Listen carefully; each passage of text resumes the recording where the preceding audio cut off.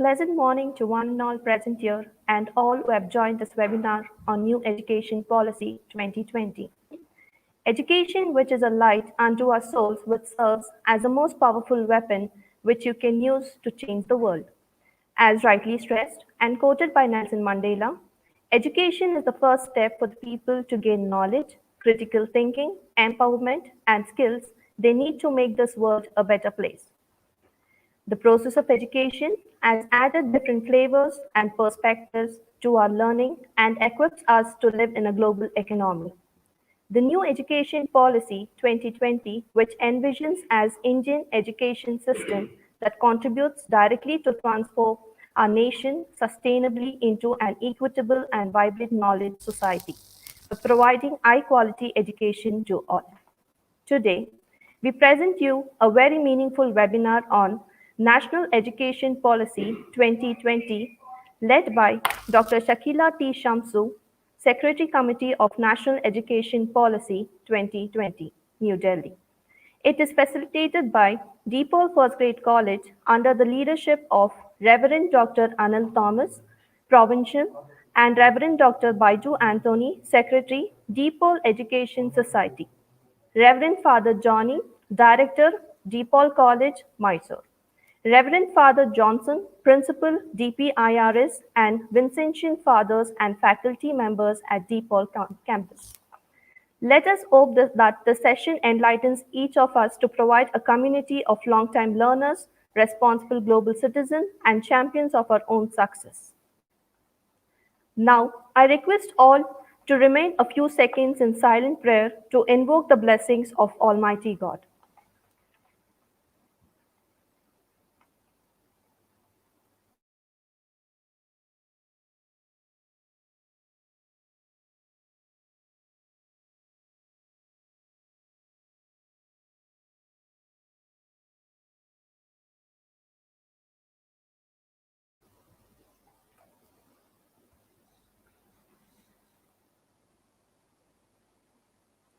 Now, I request Reverend Father Johny, the Director of DPOL College, Mysore, to introduce and welcome the resource person and participants. Thank you.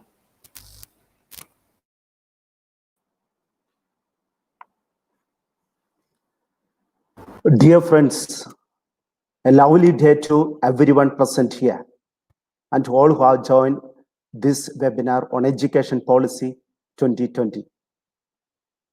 Education plays a dynamic role in the life of each individual. It is a process to achieve all-round development of the personality, enables individuals to gain knowledge, develop skills and values in life.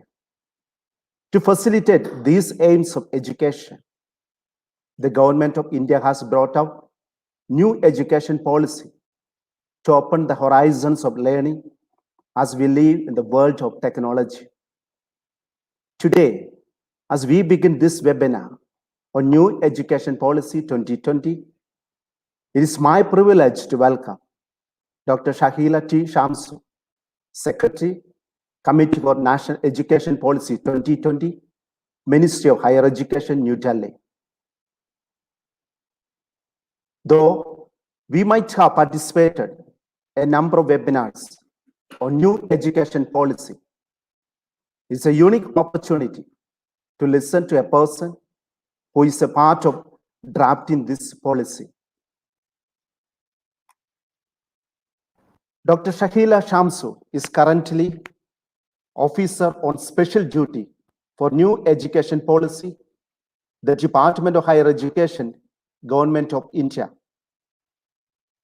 Madam does research in higher education, teacher education, digital learning technologies, and educational policy.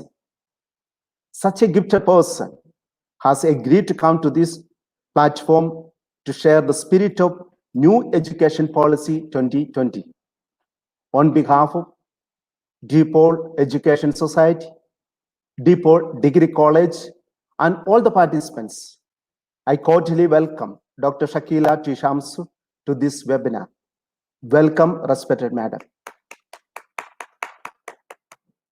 It's my privilege to welcome Reverend Dr. Anil Thomas, the Provincial Superior of the South Indian Province of the Congregation of the Mission, and Reverend Father Baiju Anthony, the Assistant Provincial and Secretary of DPIRS Education Society, to this webinar.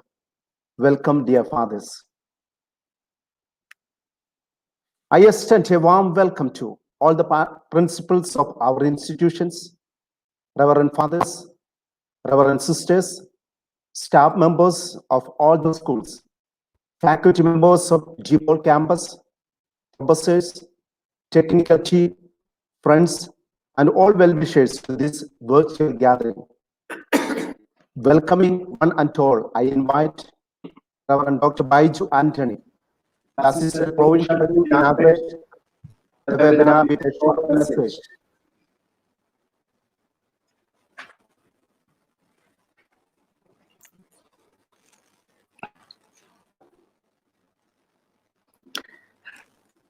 Respected Dr. Shakila T. Shamsu, the resource person of the webinar, Reverend Dr. Anil Thomas, CM, the Provincial Superior of the Southern Indian Province of the Congregation of the Mission, Father Johny Koyikkara, the Director of DPIRS College in Mysore, Father Johnson, the Principal of DPIRS International Residential School, Mysore, and distinguished fathers, sisters, faculty members of DPIRS, as well as my dear participants.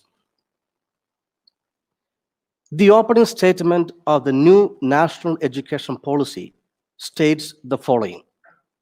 I quote, "Education is fundamental for achieving full human potential, developing an equitable and just society, and promoting national development," unquote. This statement highlights the three key areas the policy focuses on. One, understanding that many of our children are not able to attend schools, or even those who are able to attend are not able to discover and develop all their potentialities. The new policy focuses on a strategy to bring about maximum development of the individual or the citizens of our country. Two, acknowledging the fact that there are still lots of inequalities and injustice in our society. The new policy lays down a roadmap to create an equitable and a better functioning society in the 21st century and thereafter. And the third, underlying the necessary conditions that would accelerate the development of the country and its role in the global scenario. The policy suggests strengthening citizens with the knowledge and skills and creating a flexible system of education. What we educate and how we educate are crucial for achieving the above said transformation and development in our country. Therefore, this webinar is timely and highly important for the participants who are primarily school and college leaders and faculty. This webinar is organized with two intentions. One, to know in detail what the new National Education Policy 2020 proposes for school and college education. Two, to understand what the policy expects from the managements of the institution and the teachers, who are the two key stakeholders in education. I believe that the webinar will be an enlightenment for all the participants and would lay the foundation for further reading, study, and implementation of the policy in its right spirit and earnestness.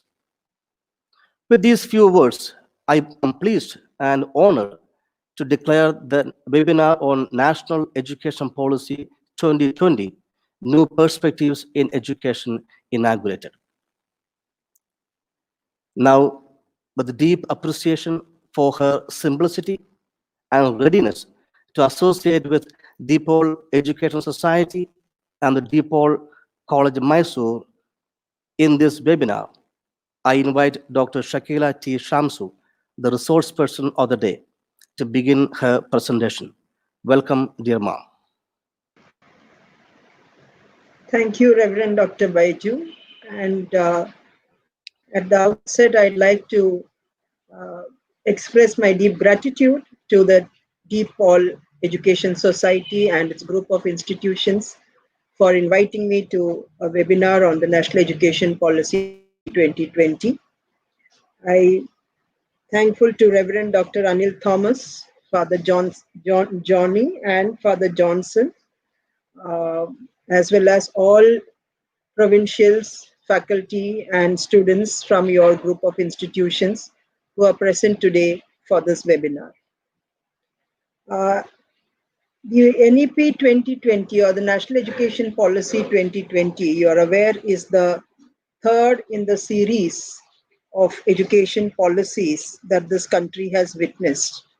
Not to mention the fact that there have been several other efforts through Secondary Education Commission, through the Punaya Committee, through other big committees like the Yashpal Committee and so on, which have also made very major path-breaking reforms or suggested major path-breaking reforms to transform the education landscape within the country. What distinguishes the National Education Policy 2020 from the previous efforts is only that it is contextualized in the 21st century. And even as we speak, we are all aware that 20 years into this particular century we have already entered into the first 20 years, completing it more or less this year. The National Education Policy 2020 also is significant from the fact that the earlier two policies of 1968 and 1986, which was partially modified with a program of action in 1992, actually addressed at that time major issues related to increasing educational access, at the same time ensuring that those sections of the population who were sort of deprived of education were brought into the mainstream of education. So largely it was focusing on access and equity. That's but natural, because we were an independent country. Our importance is therefore to see that we strengthen the educational institutions from the point of view of making educational infrastructure and institutions available in the remotest parts of the country to be able to cater to the educational needs of people in the far-flung areas, to those sections who have not been able to join the mainstream education, and so on. The current policy, and which all of you would have read through it, it is a very brief document of 66 pages, but I'd urge all of you to read through the committee's report also, the draft National Education Policy Report of 2019, which is the committee's report and which is to which committee I was the secretary, which is a much bulkier document of 484 pages, and which also lays down the sort of the challenges and the ground realities and the rationale for why we have suggested different kinds of reforms to take place, both within the verticals of school, higher, technical, and so on.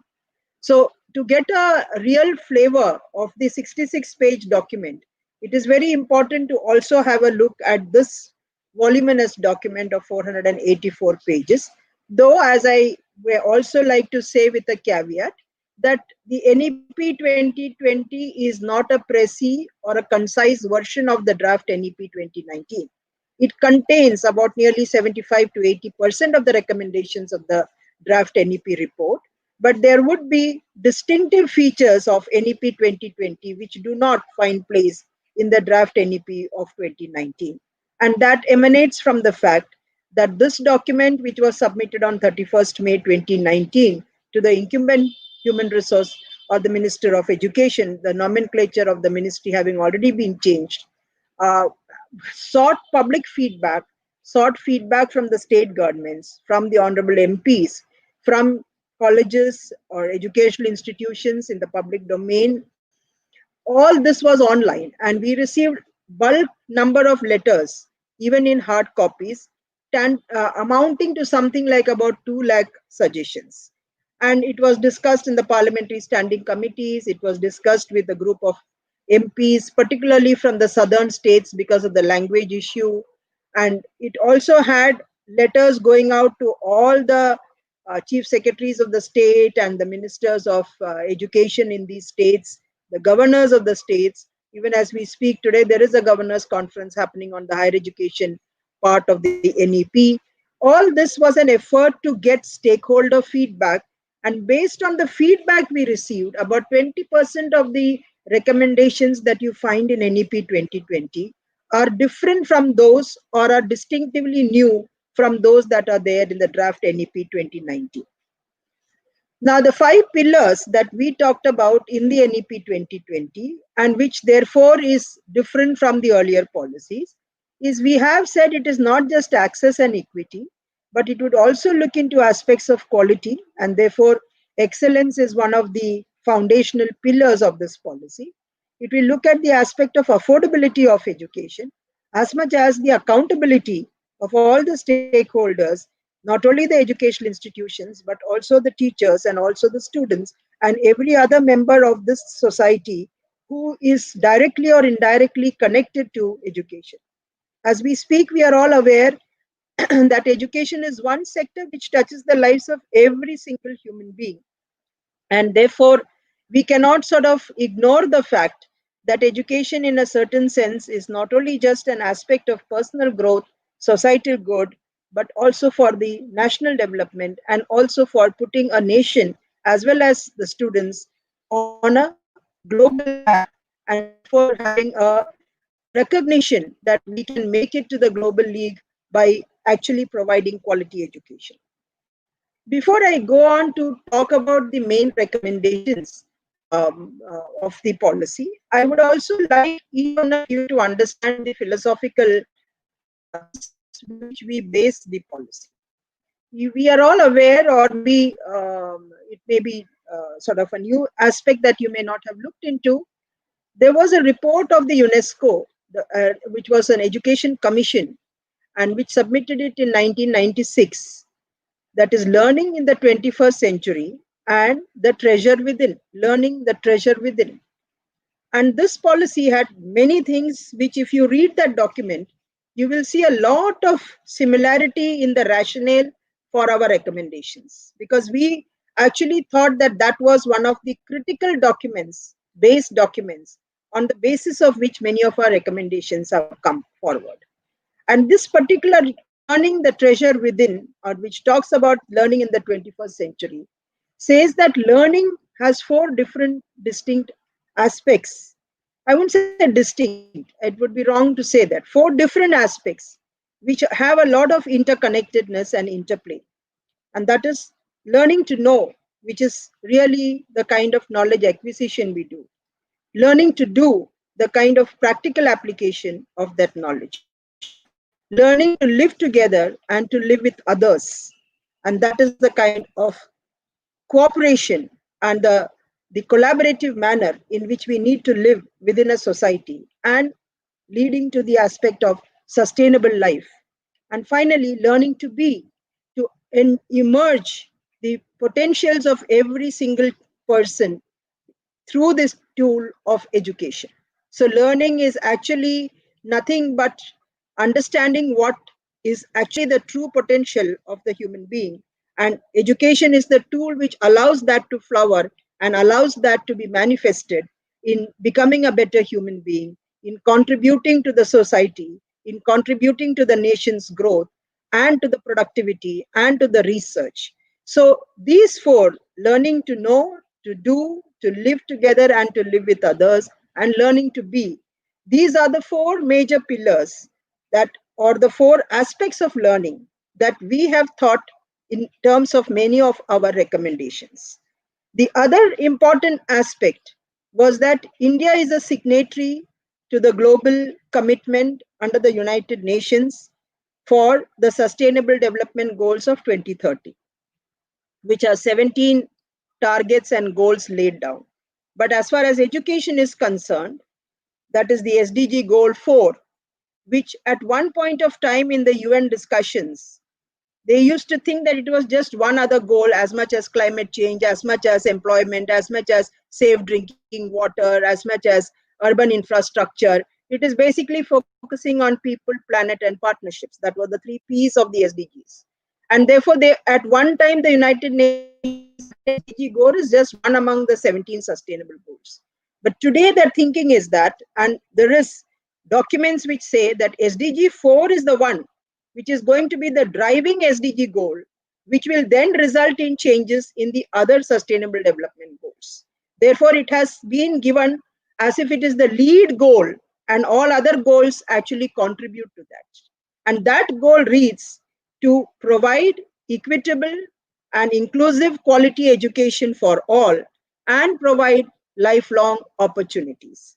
So these two UNESCO report as well as the SDG Goal 4 has been the driving basis on which we based our 5 pillars, and we then went on to describe in the introduction to the NEP 2020 the very critical principles on which the policy has given its recommendations. And these principles start with saying that this policy recognizes the unique potentials of every single child, and that this policy seeks to nurture the potential of every child to be able to excel and contribute the best. It talks about the belief that foundational literacy and numeracy is very critical. It talks about multilingualism. It talks about flexibility that has to be given in curricular choices in pedagogical methods. It talks about promoting creativity. It talks about recognizing the fact that public institutions need to be strengthened.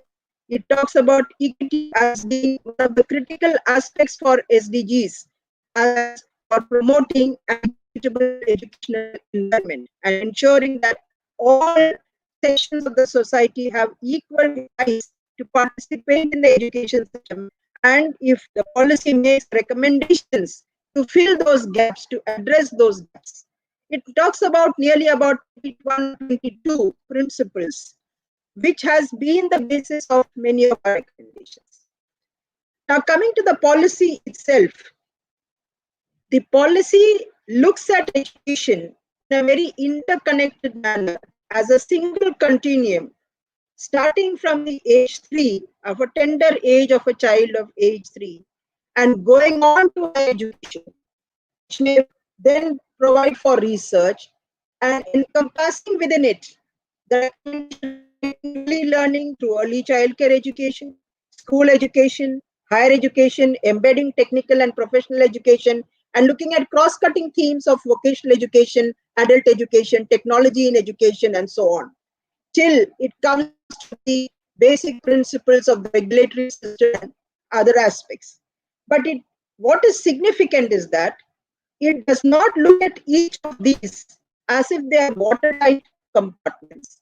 It looks at all these as actually having a synergistic flow and actually having a continuum in the life of the child and the stakeholders in the life of that child, mainly the parents and the society around it. And therefore, to look at it as if they were different compartments of a train is not what we are trying to see. We are actually trying to say there is a lot of interconnectedness, and what is being done in one area is impacting the child's learning and the development in the other stages. And therefore, all these are correlated aspects which have a relationship, and therefore we need to look at it as they were all part of a single whole and in a continuum manner. And that is a distinctive factor of this particular policy as compared to earlier policies. I'm sure in the times to come, whenever we have NEP as a part of the curricula, you will realize that many would be asking what are the distinctive features of NEP 2020 vis-a-vis the earlier policies. Not just that it is the first policy of the 21st century, but it looks at education in a single continuum. And that is why we started with the age 3 and laid emphasis. Even the 86 policy has talked about early child care and education. It's not that we are talking about it for the first time. But what we have said in this particular policy is that basically we have recognized in our discussions with a number of neurologists and people who deal with the brain development of the child, that more than 85% of the brain development of the child takes place between the ages of 3 to 6.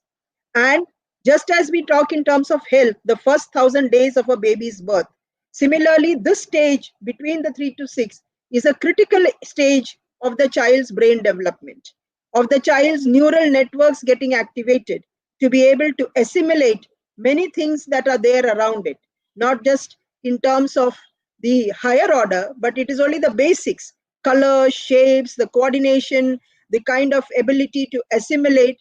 But all this has to be done not by formal learning and not by teaching what is there in class 1 to these tender children. We have apprehended that we are introducing at that age. Not at all. We are only saying that by a playway method, through discovery-based learning, by encouraging and nurturing the creativity that the child is having, by supporting the child's inquisitiveness and responding to that inquisitiveness, we are actually trying to provide a kind of a curricula which will have the learner in a better stage of mental preparedness to actually go on to do better when the child enters a class 1 where formal learning would take place. And to do this particular exercise, since currently the governmental machinery has a Ministry of Women and Child, and through that they had an ICDS program and the Anganwadi system, where an Anganwadi is supposed to take care of the health aspect, the immunization program, the nutritional aspect, and to prevent children from having mortality, basically to address infant mortality and maternal mortality. In that sense, the Anganwadi system has done a yeoman service in improving the infant health as well as the mother's health. And it is because of their nutritional and health programs that these have been achieved. But they had a third aspect also that they needed to address, and that was education.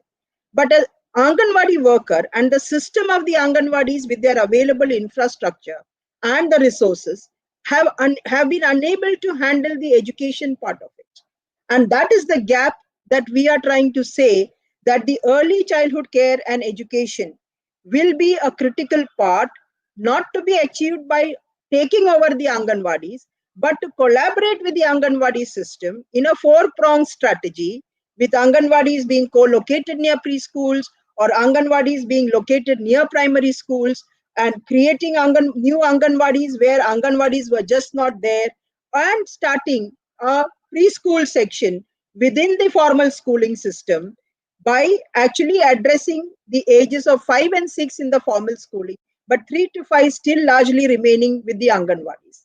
And the human resources for that, because right now you have the Anganwadi workers, you need to actually train them. There are many concerns. People say that they are just 10 plus 2.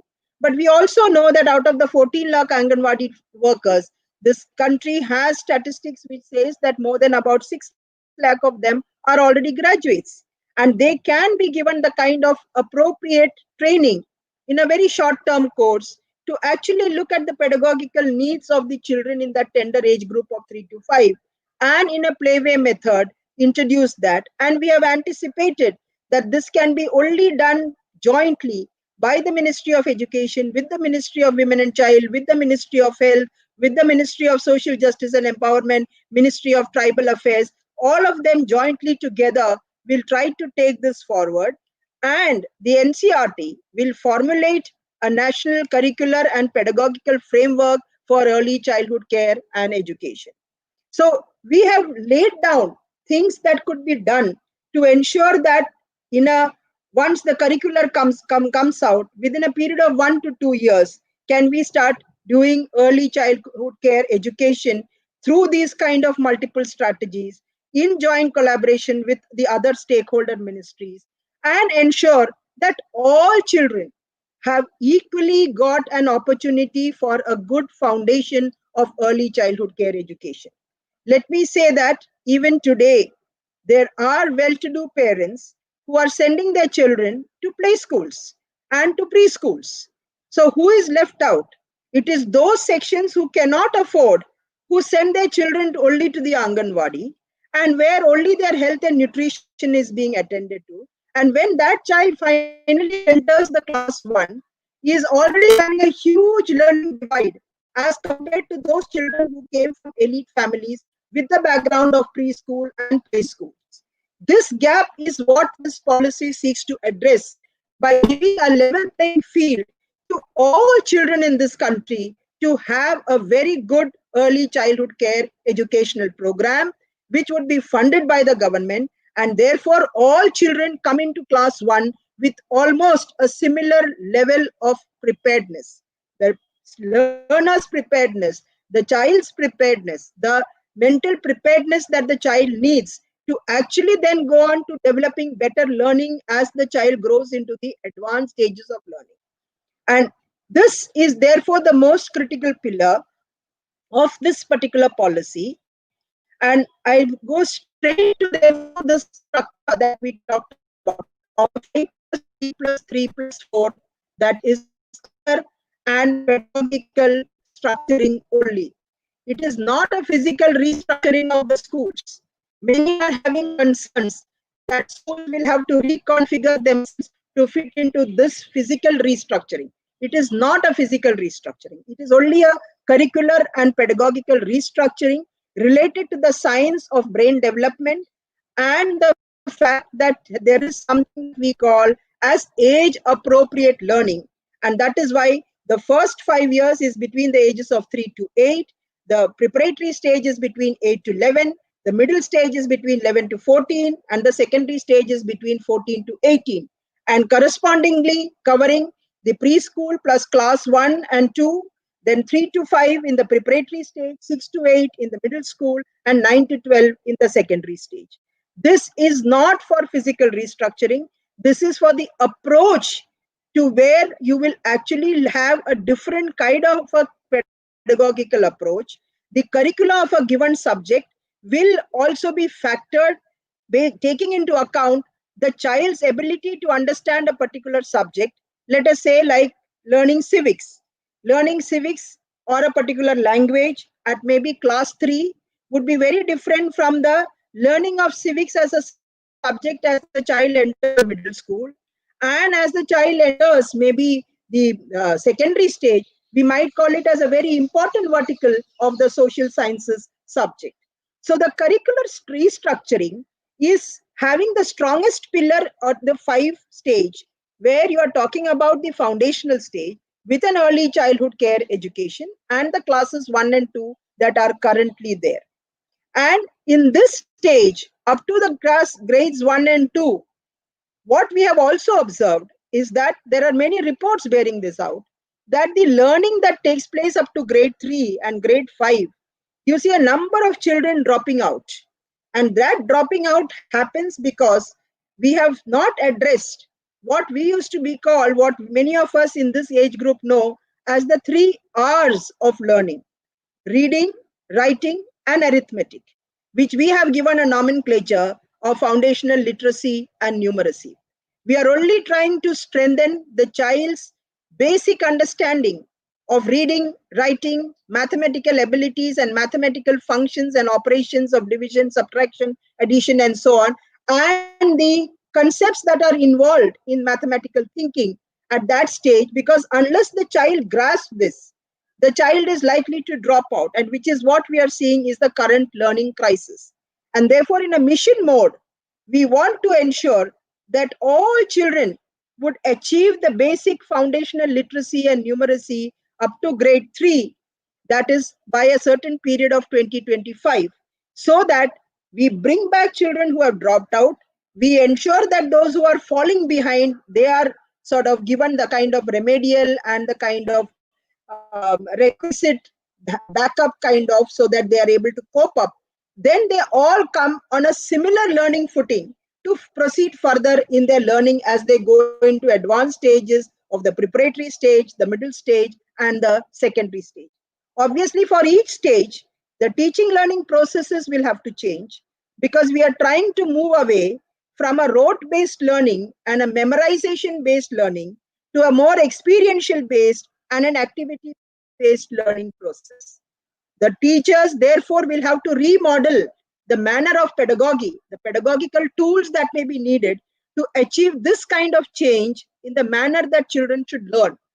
It is, we are telling, the art of learning to learn is what will have to change, because the way we are learning right now, we are actually making children, and a very damaging statement that was once said was that children at a young age think differently.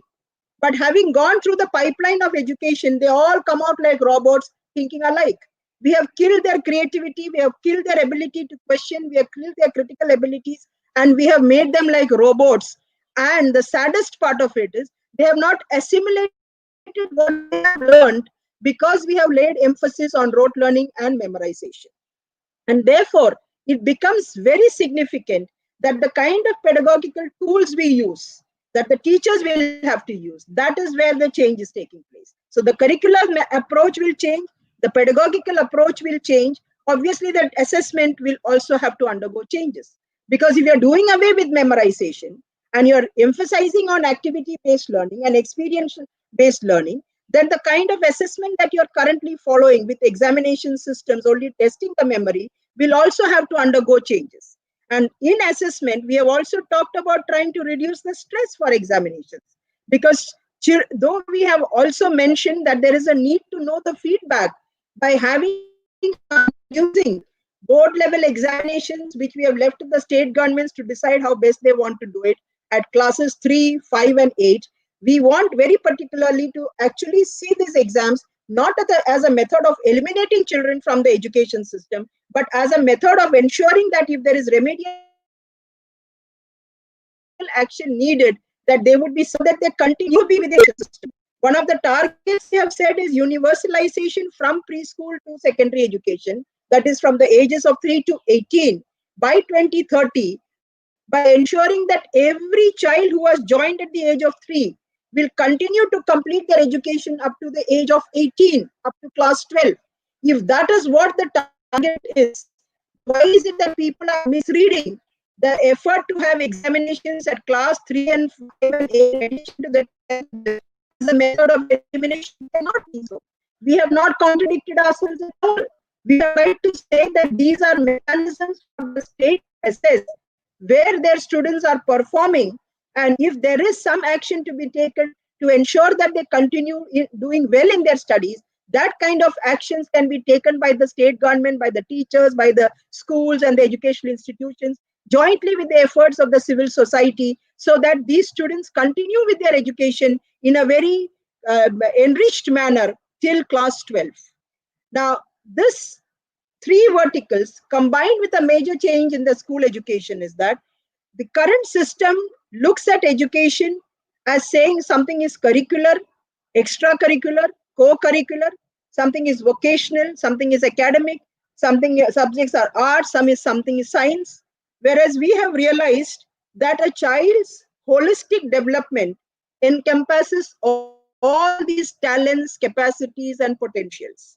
And therefore, we have said that we will do away with these demarcations and give equal weightage as much to academic subjects, which we call as curricular, as much as the extracurricular activities of sports and so on, and the co-curricular activities, which may be environmental studies or which may be, let us say, performing arts or any other, and vocational subjects also, as much as carpentry or pottery and any other talents that the children may have. India is a country which had rich craftsmen, and these crafts are actually dying out. And our children have had no exposure to these crafts at all. And we have not only had that feeling that they should not have an exposure, we have made them feel that all these are sort of not important to the economy at all. You have to remove that. India is an agrarian society. They should be able to learn basic agriculture at a young age. At least they should be able to appreciate what is it. If you ask an urban student in the cities like Mumbai and Delhi that where do you get an apple or an orange from, they will tell you that it comes from Big Basket. This is the degree of ignorance that we are living in. It is a tragedy that children are not able to understand that farming or something that takes place is a big process by which you get your daily bread on your plate. And this kind of sensitivity that needs to be done is what we are trying to say by removing away these barriers between curricular, extracurricular, co-curricular, vocational and academic, arts and science, and looking at all these aspects as holistic. And so that children in different schools, in different contexts, different regions, will have choice of all these subjects. Yes, it will be a challenge for the teachers and get kind of, and that's where we're talking in terms of having school complexes. And that school complexes is for optimal sharing of resources among the schools so that teachers, physical infrastructure, all of them can be optimally used. Now, on equity, I'll come to that in a little while because I'd like to take the school and higher together.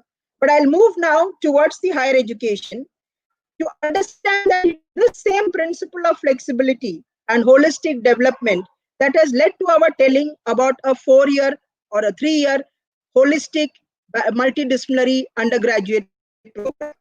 And the same flexibility in terms of the choice of courses, where your current silo-based, discipline-based learning of arts, science, commerce, agriculture, pharmacy, law education, engineering education, medical education, petroleum studies, all these are seen in separate manner. Nursing, for all these are seen in separate silos. And no one is understanding that all these are impacting each other.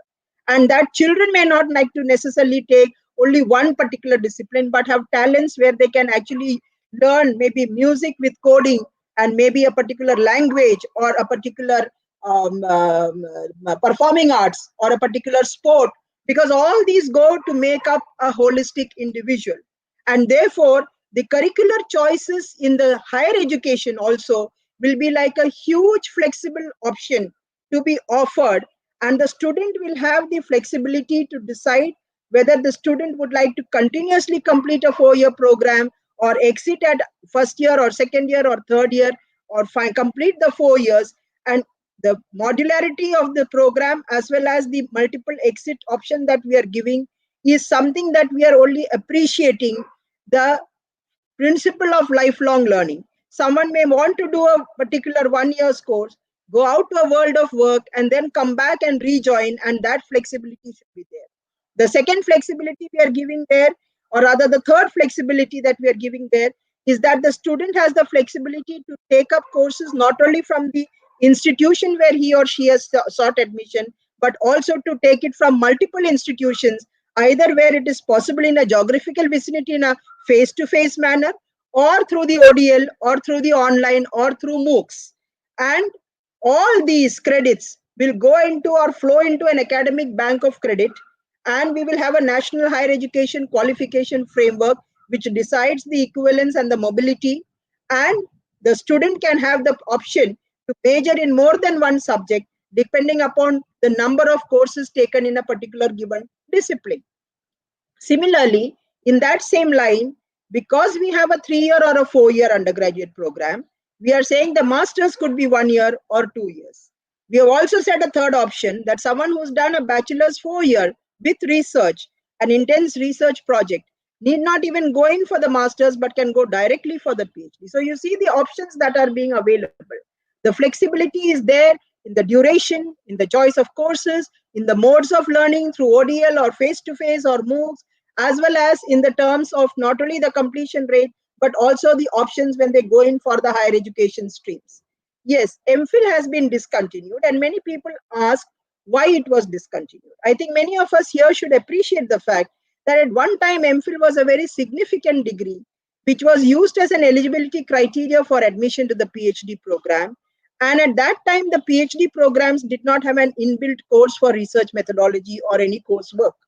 It was also seen as an eligibility to join as an assistant professor, or what used to be called as lecturers then. Both these are no longer relevant today for the MPhil program, and therefore to have an obsolete degree. But it does not mean that the day 29 July 2020, the MPhil degree stands discontinued. All recommendations of the policy come into effect only with the rules and regulations that are drawn up by the concerned bodies, which will then lay down the guidelines from which prospective date this gets disconnected or this gets discontinued. Now, on the mapping of the higher education institutions, we have said that India's largest higher education system with about 1,000 odd universities, 40,000 colleges, 30,000 standalone institutions need a kind of a rationalization where higher education institutions or the HEIs will be able to sort of look to making their own internal assessment whether they would aspire to become a research intensive university or a teaching intensive university or what we call a degree granting autonomous college. Now, for the degree granting autonomous college, many are concerned that will all the 40,000 colleges become degree granting autonomous colleges? Then what is the value of that particular degree? Because world over, they may not even know which that particular college is. But let us understand that this is a reform which we are envisaging to take place over a long window of about 15 years, where we would like the autonomous colleges, which are currently affiliated to their host university, with the double reform of phasing out the affiliation system as well as improving the quality of the degree colleges by allowing them to, through a method of mentoring and handholding, achieving certain benchmarks for excellence, thereby getting accreditation, and through a process of accreditation, going forward towards graded autonomy, which finally leads to complete autonomy. Therefore, it is not something that would happen overnight. It is not something where we would want to actually extinguish colleges. They are particularly concerned that while doing this exercise, equity factors of access will be kept in mind, and colleges in rural areas will continue to remain either as affiliated colleges till this 15-year period, or in the long run become constituent colleges of a university, but they would not be closed down because access to higher education in the rural areas is a critical factor that we have factored in while making this suggestion for reform of doing away with the affiliation system, which we have said has outlived its purpose.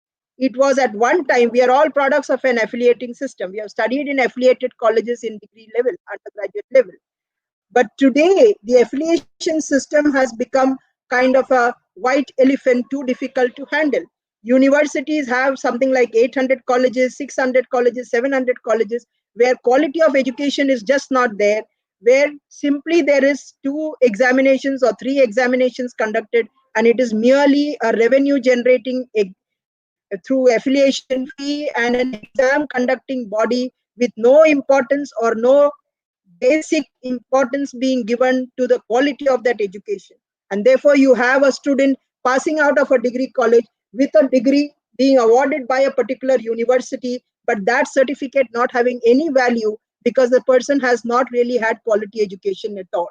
Now, instead of promoting that kind of a system and perpetrating a system where we are having unemployable undergraduate students, we want to move towards a shift in transforming that system of affiliation and move towards autonomous degree granting colleges, but not in a cutthroat competitive manner, but through a system of handholding and mentoring and encouraging higher education institutions, all colleges, to understand that you are there to provide and create a knowledgeable society and to create and equip a student with the kind of right skills and knowledge and capacities to go out and meet the challenges of a national economy and a global knowledge society. And that kind of quality education can come in only if you have good quality higher education institutions, which may focus either on research or teaching, both not being exclusive but 2 sides of the same coin. And because we already have so many affiliated colleges and standalone institutions, that we would like to move towards degree granting autonomous colleges. We have also said in that same breath that we will not encourage standalone institutions, particularly in the field of teacher education and single discipline universities that are there, because we are making out a case for holistic multidisciplinary education. And therefore, even in teacher education, which we have finally now rightly recognized and anchored it in higher education, we have said that the current 2-year programs will coexist. And by 2030, only 4-year integrated B.Ed programs being offered in multidisciplinary universities will become the norm of the day and will be the eligibility for not only the admission to the programs, but also for jobs where the 4-year integrated program would be the eligibility. And there also there is a 10-year window, because it is not so easy to bring about these reforms. Now, before I go on to the equity aspect, let me talk about language, and which is again a very emotive area. Now, both in school education as well as in higher education, we have recognized and promoted a principle which is outlined in chapter 1 itself, of multilingualism and leveraging the power of language for cognitive development. There is a direct correlation between languages and cognitive development. And that is the reason why we have talked about in the early stages of providing in the mother tongue or the local language or the home language. And these have all been used as if they were all synonymous. They are not synonymous, they are just options. We will leave it to the state governments to see how best they can, because the major area of concern is, are there teachers to teach in those languages? But there is evidence to say that the child learns best and assimilates the best in learning in their mother tongue. And many would feel that, is this a method of trying to do away with the preeminence of English? It is not so. Where some states would feel that no, we would still like to go about doing it, we are aware that that may do a great disservice to those students, because they don't understand the power of having the pluralism of languages that this country is so blessed with, and the fact that all these languages are equally important. And therefore, just the adoption of English as a medium right from the day one that the child is entering into the school, where the child is being forced to learn in a language other than the language that the child is familiar with, prevents better learning, better acquisition and assimilation of learning. That having been decided by a state, we have no stake in that. We have only said, as far as desirable, that let the mother tongue or the home language or the local language be the medium of instruction. We have also used an alternate term to that for the regional languages. And we have also said that the 3-language formula, which never actually got implemented in this country, with many states in the north sticking to only English and Hindi, and some states in the south also only sticking to maybe English and their regional language. The 3-language formula was never at any point of time implemented, except by a few states where they learned Hindi, English, as well as the regional language. And therefore, only those states actually implemented. We have added a flavor of flexibility and said that no language would be imposed, but we will leave it to the states to decide in these 3 languages which are the options from the 8th schedule of the 22 languages that they would like to learn. And there can be 2 native Indian languages that will have to be learned. And the 3rd language could be English or any other language. Largely, we would look at it as being English, because that has been normally understood as being the link language and the language which places us in comparison to the international world.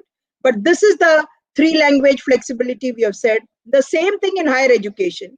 We have said that we will like to promote, preserve, protect, and promote all Indian languages. There are about 250 languages that this country is looking at, which are endangered languages. And we would like to see whether we can protect and preserve these endangered languages. Some are not languages, some are merely dialects without a script. And whether these could also be sort of preserved through, which are currently available only through oral traditions, but which could be then preserved, so that the posterity will know that in this Indian civilization, which is so rich, there were these dialects that were being spoken. Similarly, we have said that all different languages which are classical languages and which have been declared as classical languages will have academies being created. And we have included Pali, Prakrit, and Persian as 3 languages, classical languages, for which academies would be created. Since India has a rich pluralistic culture, linguistic culture, with so many languages and literature and lot of celebrated works being available in different languages, which are not known to people because they don't speak all those languages or can't read all those languages. We have said that we will have an Indian Institute for Translation and Interpretation. The policy, therefore, talks of mother tongue as being the medium of instruction, preserving, protecting, and promoting the development of all Indian languages, creating academies for for classical languages, setting up departments of languages in higher education institutions so that these language departments promote the learning of these languages, set up an Indian Institute for Translation and Interpretation. And most important, they've also said that at the schooling level, you can have the promotion of international languages and the same thing being taken forward even in higher education. And the fact that you need to actually understand the importance of languages for the cultural development, for the tourism sector, for understanding the life patterns, because language is one of the strongest linkages to culture. And therefore, every child who's there today should be able to understand the richness and the diversity of the Indian languages. And it is with this that we have tried to talk about language development both in the school education and in the higher education. And a major reform in higher education is that we have said in higher education you can have not necessarily English but any other regional language as your medium of instruction. We have seen that many students in higher education tend to perform badly because of their poor communication ability in only English language. They may be intellectually very strong, they may be conceptually very strong, but their ability to translate that and to put it on paper in English language during an examination has devoid them the opportunity by having the knowledge yet not knowing English as being a factor that goes against them. And this gap we have sought to do away with. We have again made it very optional. We have left it to the state governments and the higher education institutions that if there is need that they can offer it in a regional language, let them go ahead and offer it. We have also said promote learning of subjects in a bilingual manner so that you understand a subject in two different languages. It could be Kannada and English, or it could be Malayalam and English, or it could be Marathi and English, or it could be Hindi and English. It could be any two languages, but allow students to have that flexibility, because you cannot be. I started my career as a lecturer in the University of Mumbai, and we had the centralized assessment where we used to get answer scripts where the names and the colleges are blotted out. But when you get a paper, I would see that I know that this person has come from a vernacular medium and one has come from an English medium. The English medium student, in terms of the content and the flow with which that content is being written, may not have substantive content, but the manner of presentation in English used to bias our mind. Whereas the vernacular medium student used to make a Herculean effort to put a lot of substantive information into that answer, but the manner in which it was being presented was not as much as desired. Now, where do you give that index of disadvantage for someone who does not know English, but who has understood that quite well and is trying to communicate that best in a language foreign to that person? That is the gap that this policy is seeking to address, and not therefore believe that merely because I have an ability to speak in English better, therefore I am qualitatively a better student than someone who is not able to communicate in English. And it is to that extent we have actually tried to say that all languages are important. No languages need to be imposed. Children learn languages to the extent of as many as 18 languages by a UNESCO study between the ages of 2 to 10. And that being the ability to assimilate languages, and that India has a rich diversity of languages, we should be able to have a policy which promotes that development of languages, because that has a direct bearing on the learning acquisition, assimilation, and the cognitive thinking. There is evidence to say that there is a linkage between language learning and cognitive development. Now, coming to equity, and here again we have drawn a lot of flag in the last 1 month that we have been going through after the policy got approved. Now, equity is looking at providing inclusive strategies to ensure that the so-called socially and economically marginalized sections, which we categorize as SCs, STs, OBCs, minorities, girls, differently abled, those with learning disabilities, living in rural areas which are geographically inaccessible, people in vulnerable areas, children born out of child trafficking, people who are migrant labor, people who are actually living in very stressful conditions, the urban poor. These are the categories which are there. And while the 86 policy had 2 or 3 liners for each of these categories separately, and as I said, at that time, equity was something that they were looking at in a point of view of actually saying that we are taking forward India's education development. We have in this particular policy or added on, and many people are asking us this question, why didn't this policy talk about reservation? And let me clarify that reservation is a constitutional mandate. No committee has got the power to make recommendations against the constitution of this country. This policy is within the framework of the constitution of this country, which is like the Bible, and which is like, therefore, what the founding fathers of this country wanted to see this. And we have reservation for the ACs, we have reservation for the SCs, we have it for the OBCs.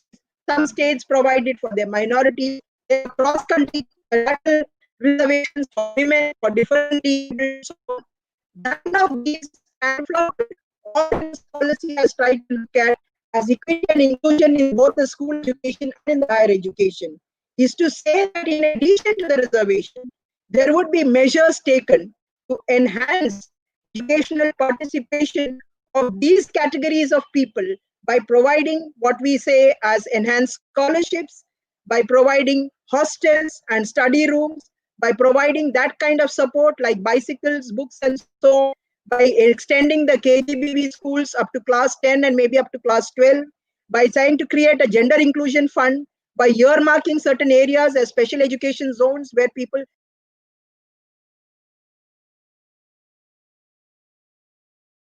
affected areas, in the tribal areas. We have said these in addition to the affirmative action of reservation will be strategies to be followed and ensure that all students, whether studying in public institutions or in private institutions, will be provided free ships and scholarships. What is important in this policy is also another principle that public and private are treated on par. Many would like to say that this policy has sort of favored privatization. It is not so, and there is nothing wrong. Let us be very fair that the private sector and all affiliated colleges, including your own management, is a private sector, and they are only there as private aided. But that doesn't mean that all private is commercial. No, privatization is not commercialization. We need to recognize the worth of the private effort, both in school education and in higher education, in trying to provide good quality education, but with equity and with inclusion. And therefore, we have said, let them not be treated differently. Let them have the same set of norms and standards. Let them have the same criteria, but at the same time that they will provide free ships and scholarships. Coming to the regulatory system, both in the school education and in the higher education, the regulatory system is based on the principles of division of functions, and that a single body should not try to perform all the functions. So in school education, what is the function of the Department of School Education in terms of overseeing the entire functioning of the school department and all the schools within that state? The Directorate of School Education, which looks after the direct operation and functioning of the schools. A new body, that is the State School Standards Authority, which will lay down the norms and criteria. What should be the pupil-teacher ratio? What is the ratio? What is the physical infrastructure needed? What are the other necessities that are needed in a school? The libraries, the playgrounds, the laboratories, and so on. And the standards to be made by the State Council for Education Research and Training, that is the School Quality Assessment and Accreditation Framework. The same thing in higher education. What UGC and AICT are currently combining: grants giving function, accreditation, regulation, and standard setting, which are 4 mutually exclusive functions and which can conflict with each other, and therefore not performing any of these functions in an effective manner, and therefore having a highly regulated higher education system, which has prevented and curbed the innovativeness and the creativity of higher education institutions, and making them subject to a carrot and a stick policy, is being disbanded by creating an umbrella institution called the Higher Education Commission of India and 4 separate bodies for grants, for accreditation, for regulation, and for standard setting. The nomenclatures are there for you to see in the document. With the constraints of time, let me just try to go on to 2 or 3 other important aspects. One is that this policy has recognized internationalization and therefore encourages faculty and student mobility as much as institutional mobility with the entry of foreign universities and allowing Indian universities to open campuses outside. We proposes to make India a global destination hub so that we may be able to attract students into our country and not allow all students just to keep going outside, but thereby draining the economic resources and give an equal playing field for students who may not want to go outside but get the best quality foreign education within the country itself. All this, of course, would require legislation, but these are recommendations that are there.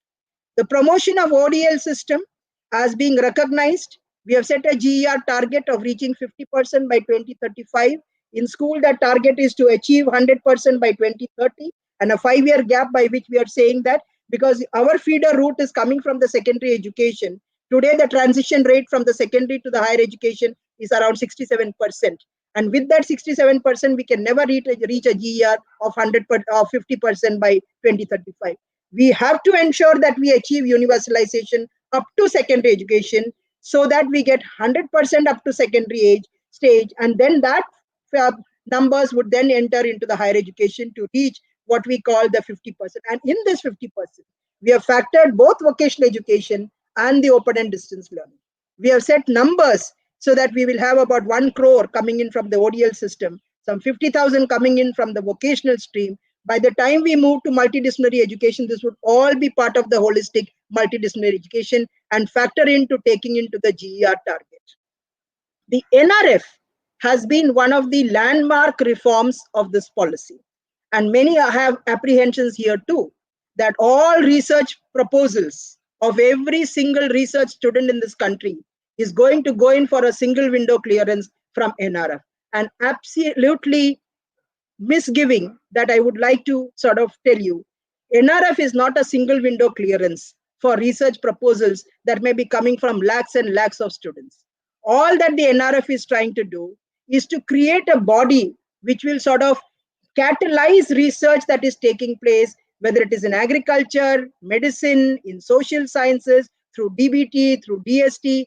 And in addition to all that, you have an NRF which will be there like an umbrella body, but which will try and see that there is interdisciplinary, transdisciplinary, and other linkages, and not focus only on science and technology, but on languages and humanities, on social sciences, in agriculture, in the kind of Indian knowledge systems that we have in other areas which have remained neglected.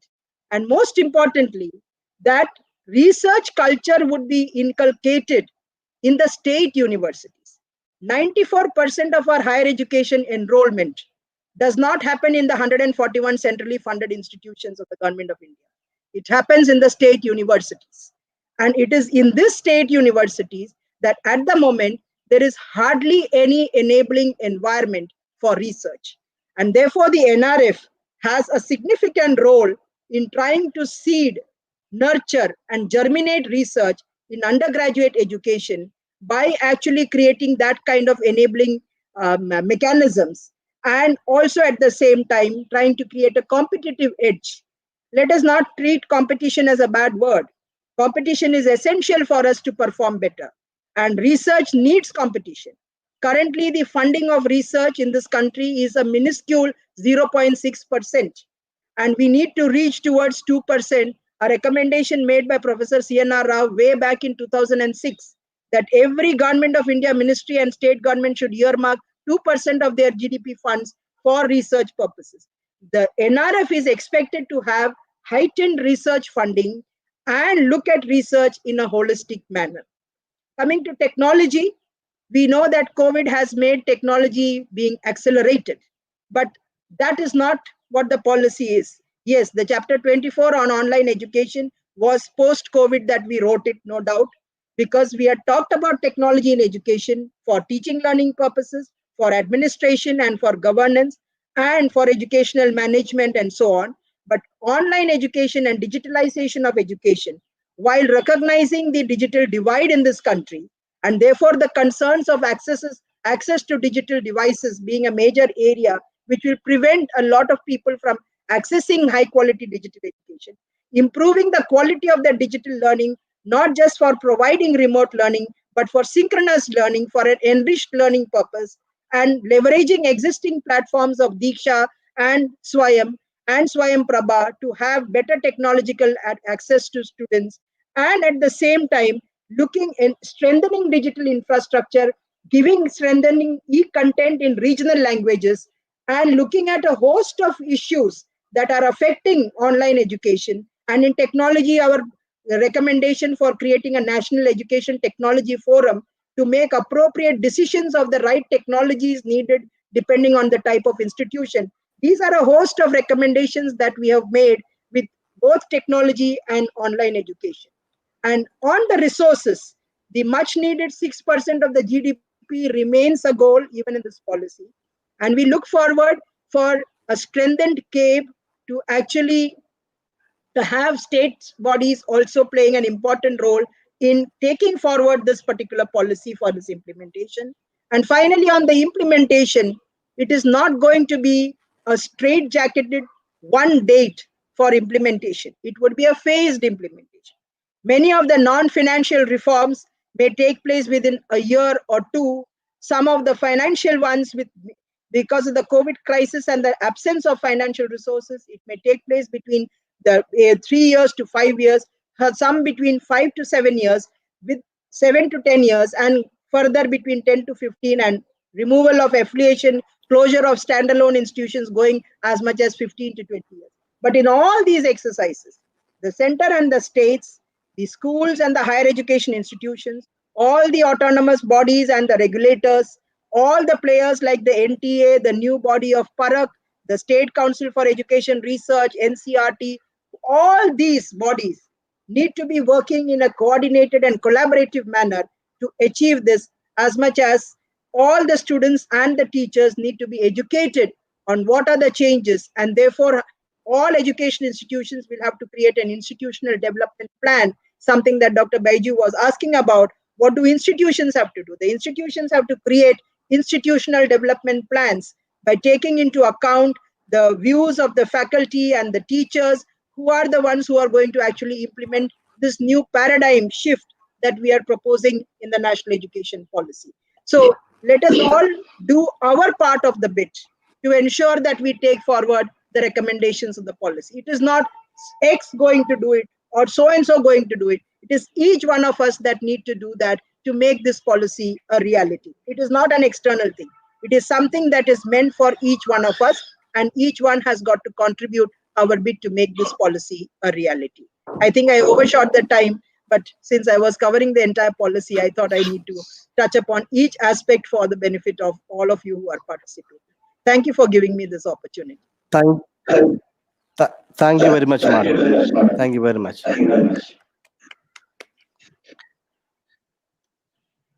Next, time for us to ask a few questions, some clarifications to what we heard from Dr. Shakila. Quite elaborate on school as well as university system in India and what the policy is proposing. One of the questions is connected with the point number 4 in the policy, which talks about ensuring equitable access to highest quality education to all.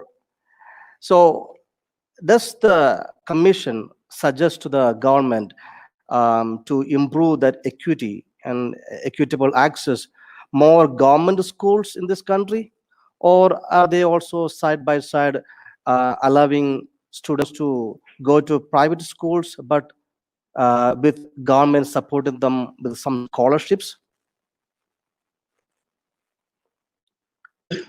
I must say I had not touched upon teachers, and I think maybe in the discussions, if it comes, I'll try to touch upon it. But on the equity part of it, for the private institutions, currently the RT Act, which applies in the school education with the 25%, where the government is bearing the burden of that 25%, will have to be subjected to some sort of review, because we have suggested some changes like homeschooling, alternate forms of schooling, which are all taking place, which were all outside the ambit of the Hearty Act. And that is a major change, because when we say alternate forms of schooling, including homeschooling, RT Act will therefore have to be looked at. But while doing that review of the RT Act, because it is a legislation and it's not so easy to bring about changes in legislation, currently what we are saying is that the existing RT Act with the 25% that goes on will continue in not only the public but also the private institutions. But what is more of a concern is that 25% which are going into the private schools, the kind of divide that is happening, which is psychologically impacting the students and making them feel that a richer section of the people are subsidizing the cost of education for those who do not come from those sections of the society, is where the counseling and other aspects are becoming important. Now, we have talked in higher education for private institutions by trying to say that they would do that through enhanced scholarships, a possibility that we have not written but which underlines and reads between the lines is differential fee structures, because in higher education there are universities which offer undergraduate education for as low as about 200 rupees per semester, which is an unviable kind of a fee that we can think of in a university system.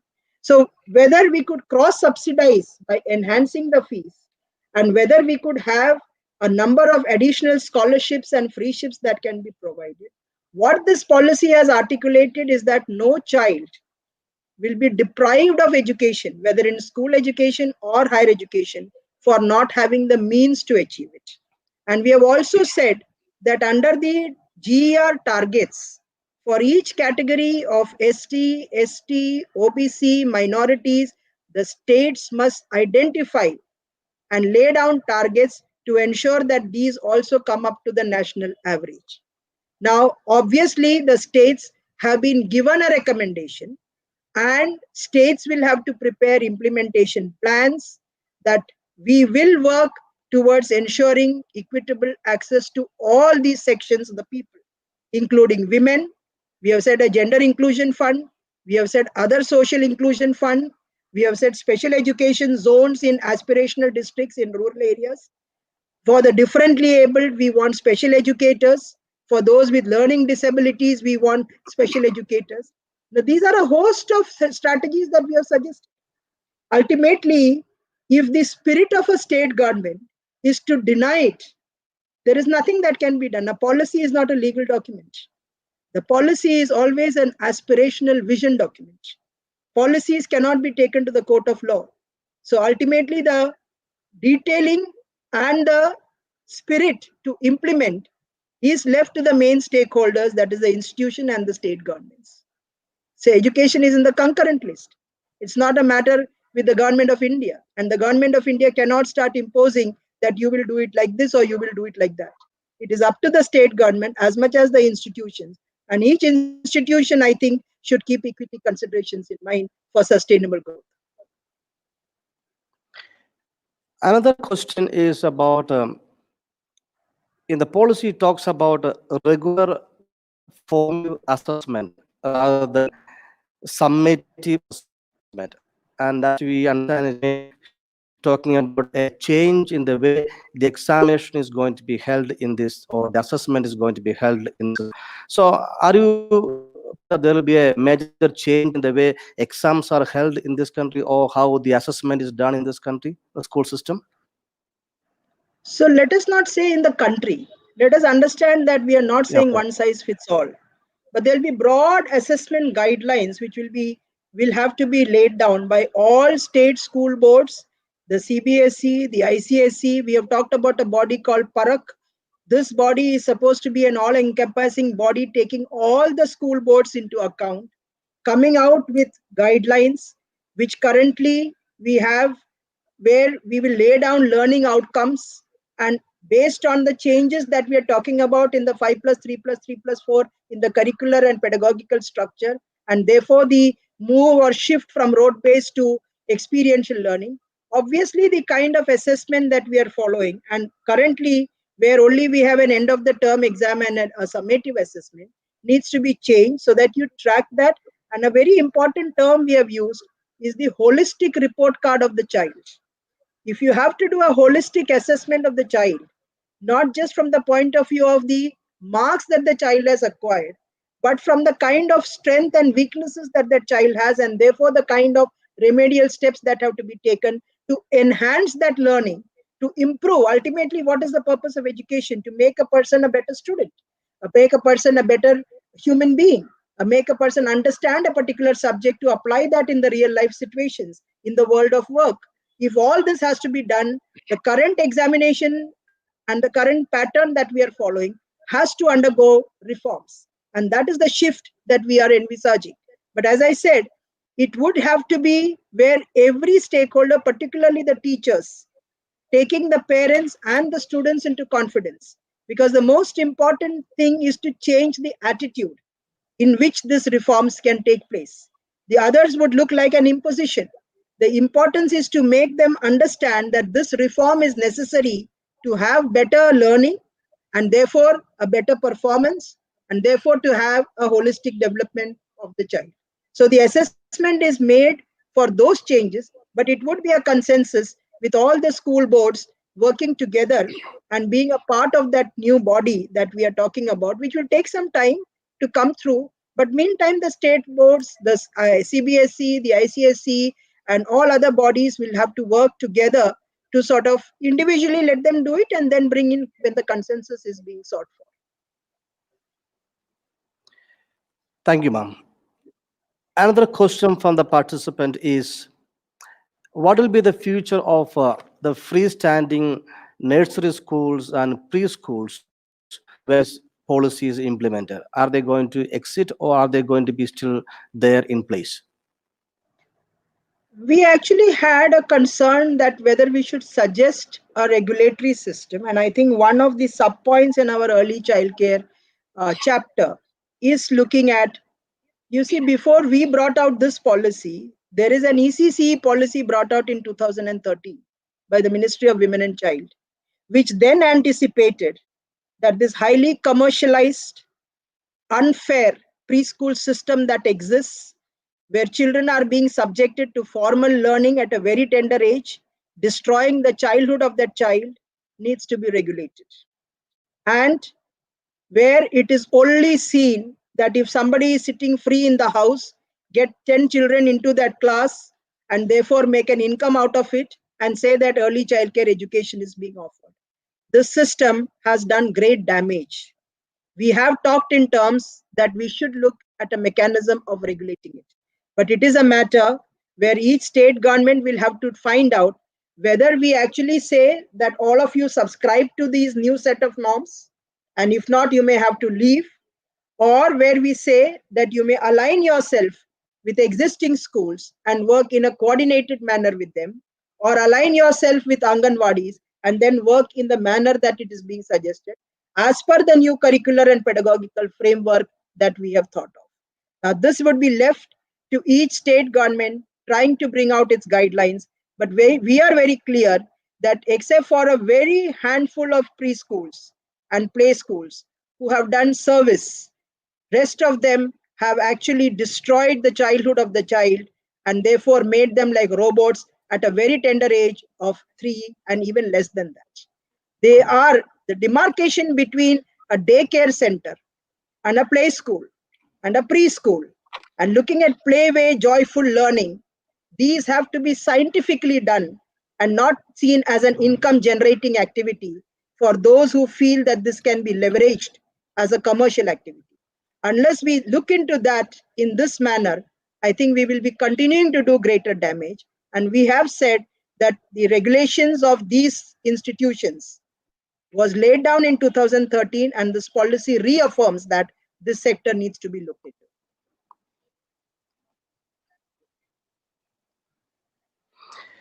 Ma'am, there is another question concerning the university system. Now, the policy talks about eliminating the affiliating system and to be more an autonomous system. And in that process, they'll be mentored The question is, who will be those people who are mentoring those colleges as they move from affiliating colleges to an autonomous college? Well, that is something we have to actually start identifying. The universities have a responsibility. We have not identified a list of 10,000 people who are mentors. We have only said that the system would be one in which we don't leave themselves to fend for themselves, but that the host university, as much as the state governments, as much as the civil society, retired faculty, we have talked about a national mentorship program, all these would look into how they can mentor their colleges so that they achieve certain benchmarks of excellence. So mentoring is factored in. We expect it largely to be done by the host university with the support of a lot of retired faculty, with a lot of others who could be roped in as mentors and who would therefore be able to guide colleges that this is how you will achieve certain standards and this is how you will reach certain benchmarks of accreditation to therefore become autonomous over a period of 15 to 20 years. That is the idea. But we have not created a panel or said that XYZ, these are going to be the mentors. It is up to the host universities. Let us understand higher education institutions are not to be spoon fed. You all are autonomous institutions. And as autonomous institutions, you have a mind of your own with your own internal governance systems. And you have bodies that are there to support you, like the academic council and the executive boards. And we have recommended in our internal governance a very strong independent board of governors with a body which would be cross representative with academicians, eminent academicians and educationists, industry, civil society, students, faculty, a cross representative body to prevent external interference, but at the same time working towards the vision of that particular institution. Thank you, ma'am. There's one more question from a participant asking why the Association of Indian Universities take a lot of procedure and time to issue equivalent certificates for the degrees secured from foreign universities. No, that is not directly related to NEP, but being someone who was there in the ministry, all that I can tell you is that once we have a better understanding of the National Higher Education Qualifications Framework, which is yet to be formulated by the regulator, whether it is going to be the UGC or whether it is the Higher Education Commission, whichever the bill comes as early as possible or gets passed, and subsequently the Foreign Education Providers Bill also, these aspects of equivalence will get addressed. But it is a fact that too much of bureaucratization has been the bane of higher education system. And therefore, even in our discussions, we have said, when we wrote about internationalization and we have said about faculty and student mobility, that these have to be made easier. Just as we say the ease of doing business, the ease of actually acquiring the equivalence and reducing the paperwork, and where it is decided that, you see, there are national qualifications framework, there are regional qualification frameworks. So depending upon these two coming together in a very aligned manner and the ease of doing all these, we hope that even AIU and others would be able to subscribe to these new enabling systems that will facilitate a lot of student mobility for getting their equivalence of the certificates. Thank you, ma'am. We'll go to the last question.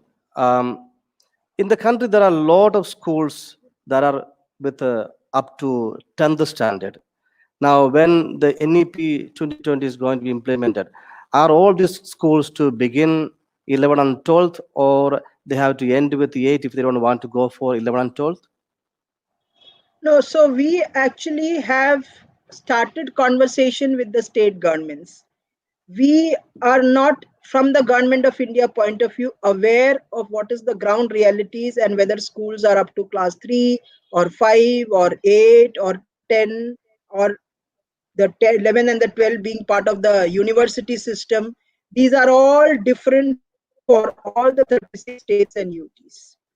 Now, each state government would first have to do a kind of a mapping and then find out that since we have looked at secondary stage as being a single stage, how best they could go about realigning that kind of the class 11 and class 12 to be part of the schooling system.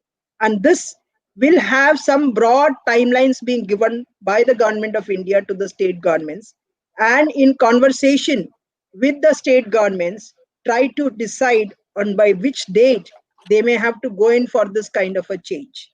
So I think the coming 6 months will be very crucial to draw out a final shape where we can say, yes, by such and such a date, maybe we may have to do this. But it is a fact that we have seen classes 9 to 12 as being a single continuum of the secondary stage, with the student having been given an option to exit at class 10 and then rejoin subsequently into the class 11. Thank you, ma'am, so much for your clarifications.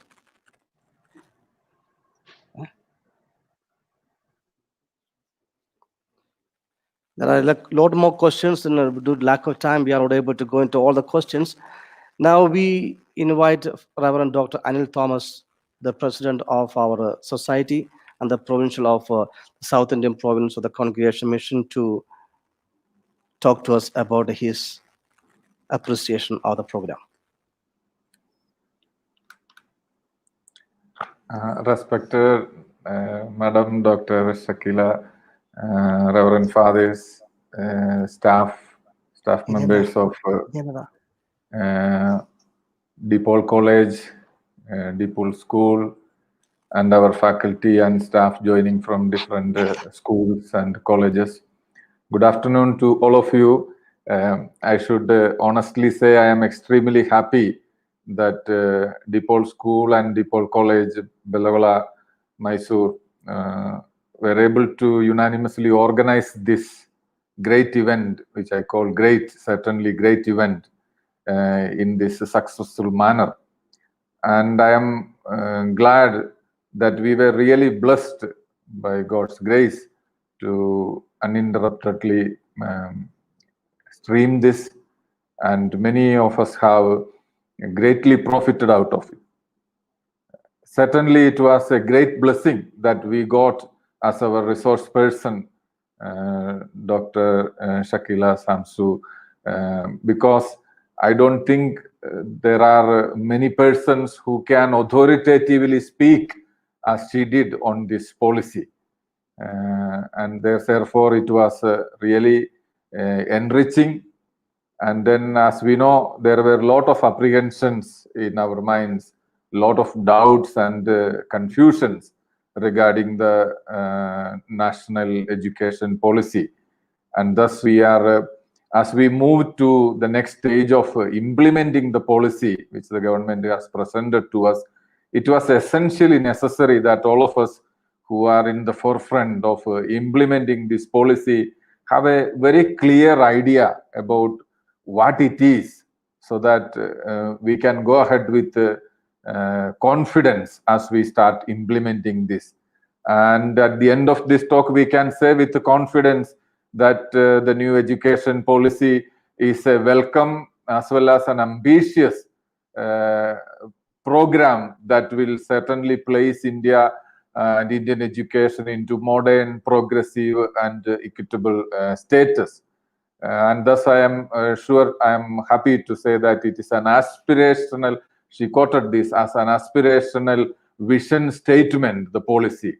Of course, we all know there is a huge gap between the theory and the practice. And this talk I value because in our effort to build that gap, between the policy and its practice, Madam, you have greatly enlightened us. Your contribution has certainly helped us, first of all, to build our confidence, our trust in this policy, clearing many of our doubts as we go. And thus, I am sure we will play our bit, as you have pointed out. We will certainly play our bit and our part in this. And in that, more importantly, we are enlightened, and our confidence has gone high. With confidence and trust we go. And I'm sure as we successfully implement and go ahead as an institution, we will also ensure the student community feels that same confidence and trust to move ahead, and ultimately it would place India and the Indian education system in a global, competitive, and scientific level. Therefore, I extend my heartfelt thanks personally to you and all of you who have participated and profited out of it. Thank you. Back to Father Baiju. Thank you, Father Anil, for your words of appreciation. Now, a reminder to all our participants, you are requested to open the feedback form sent you at the link at the end of the seminar, and please fill it so that we can send you your participation certificate. The link will be shared in the WhatsApp group, and the certificate will be sent to you in person through your registered email ID. Thank you very much. Now we come to the final part. I invite Dr. Sujatha Bopanna, the principal of DPIRS College, to propose the vote of thanks. Education is essential to change. For education creates both new wants and the ability to satisfy them. Henry Steele. Good afternoon to one and all present here in the webinar. The webinar on National Education Policy 2020, New Perspective in Education, organized by DPIRS Education Society and DPIRS First Grade College, has come to a fruitful end with valuable information provided by Dr. Shakila, Shamsu, Secretary of the Committee for National Education Policy 2020, Ministry of MHRD, New Delhi. On behalf of DPIRS Education Society and DPIRS College, I take the privilege to thank Dr. Shakila, Shamsu for enriching our knowledge with the reforms of education system in India. Heartfelt thanks to you, madam. Our immense thanks to Reverend Dr. Anil Thomas, Provincial, South Indian Province, and Reverend Dr. Baiju Anthony, Secretary, Education Consultor and Assistant Provincial, South Indian Province, without whom this would not have been organized. Thanks, dear fathers. The pillar of DPIRS College, Reverend Father Johny Koyikkara, the director of DPIRS College, has taken an immense effort to organize this program. Thank you, Father, for making it a grand success. Our gratitude is extended to Reverend Father Johnson, Principal of DPIRS International Residential School, Mysore. Vincentian Fathers at Mysore, faculty members of DPIRS campus, for your valuable support for this event. Heartfelt thanks to all the principals of the schools of South Indian Province, staff members of various institutions of South Indian Province, Reverend Fathers, Reverend Sisters, principals, professors of various institutions, friends and well-wishers. Our special thanks to the technical team, especially Department of BCA, for their priceless organization. Thanking you all for making this program a grand success. Have a great day. Thank you. Thank you for the opportunity. I'll just end with saying that I missed out on talking about teachers, but this particular policy places the teacher at the center stage for carrying forward these reforms, and we repose our trust in saying that these teachers would be the change makers to implement NEP 2020. I am really sorry that I didn't get the time to touch upon teachers both in higher education and in school education, but we recognize the role that they play and the importance and the respect for the teaching as a profession. Thank you, ma'am, for your participation, for your resource, and also for your presence. Thank you very much. Thank you.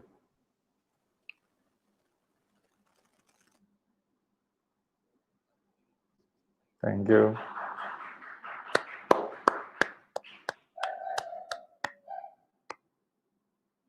Good, thank you.